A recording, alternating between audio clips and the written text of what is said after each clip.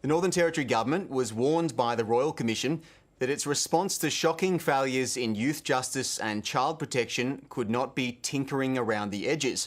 But in its interim response to the Commission's recommendations, the government has only given qualified support to many of them and no budget to pay for reform. Jane Bardon reports. The Northern Territory Government's promised this will never happen again, but its interim response contains no money and no deadlines for the reform the Royal Commission demanded to fix the broken system. We will look at all of those recommendations. We support the intent and outcome intended by those recommendations. The government's announced only in-principle support for key recommendations, including constructing secure accommodation in line with the principles the Commission set out, developing youth justice programmes in remote communities, and making sure detention centre staffing is sufficient to stop detainees being locked in cells during breaks. We know we need to do more, but also, as a minister, I am absolutely determined that this is long-term sustainable change. Too often, we respond in crisis to these issues.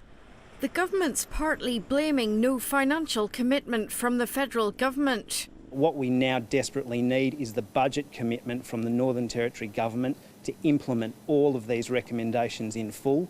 But the Territory Government also hasn't given full support for cost-neutral recommendations, including no under-14s in detention unless they've committed violent crimes, notifying legal services if a juvenile is in custody, and raising the age of criminal responsibility to 12, much to the surprise of the Children's Commissioner. I think we could have set a precedence and taken some leadership on that issue across Australia. There's still no sign that one of the key desires of former youth detainees, that staff responsible for their treatment in detention, both at the front line and in senior government positions, will face either disciplinary action or criminal charges. They are directly responsible for bringing in a horror regime, maintaining it, not ameliorating it, not changing it, persisting with it. We know that we've given those staff additional support, additional training.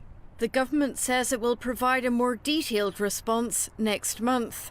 Jane Bardon, ABC News.